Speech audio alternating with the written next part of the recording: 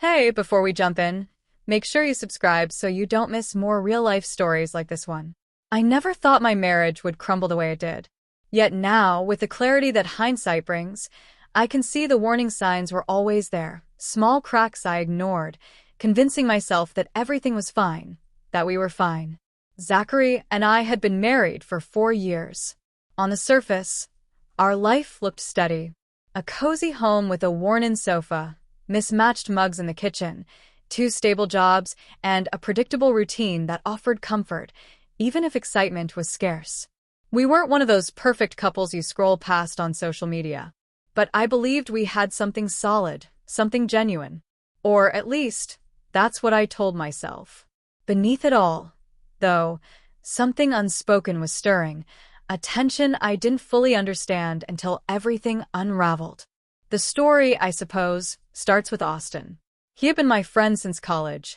Over a decade of shared memories, pulling all-nighters during finals, comforting each other through heartbreaks, laughing until our sides ached at inside jokes only we understood. Yes, there was a brief romantic moment years ago, a fleeting kiss, a short-lived fling, but it fizzled as quickly as it started. In my mind, it had long since become buried beneath years of friendship. To me, Austin was steady, grounding, familiar, harmless.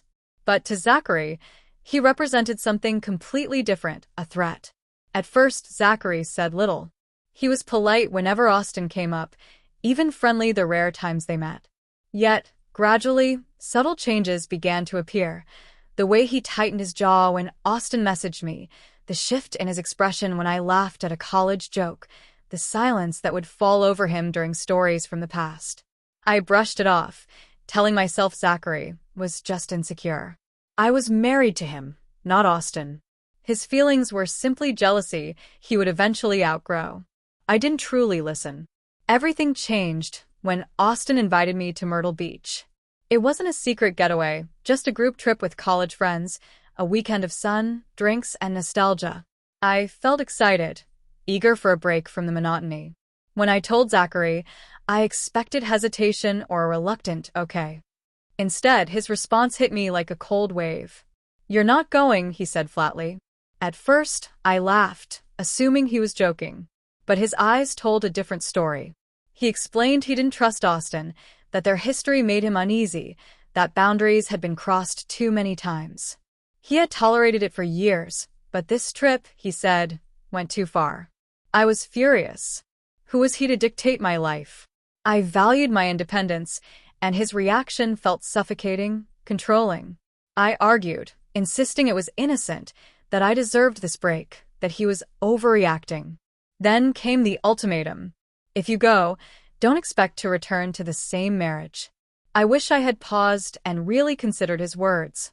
Instead, I saw them as a challenge, a line I was determined to cross. That night, I packed my bags, kissed him goodbye with defiance, and drove to Myrtle Beach. The trip started just as I imagined. Laughter on the sand, familiar faces, clinking glasses, reconnecting like no time had passed. Austin and I slipped back into our old rhythm, teasing, joking, confiding as we always had. But somewhere between sunsets and too many drinks, the dynamic shifted. One evening, while the others laughed inside over a drinking game, Austin and I stood alone on the balcony. Moonlight danced across the waves, and we began talking about what could have been. His gaze lingered longer than usual. When our hands brushed, I didn't pull away. He leaned closer, not quite a kiss, but somewhere in between. I froze. I didn't stop it fast enough, and I didn't let it go further. I told myself it was nostalgia, alcohol haze, nothing more.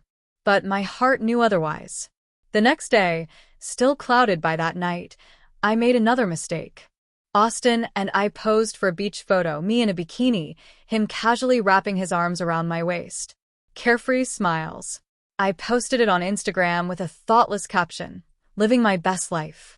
I didn't think about Zachary. I didn't consider how it would hit him like a gut punch. I didn't think at all. When I returned home, the silence was suffocating.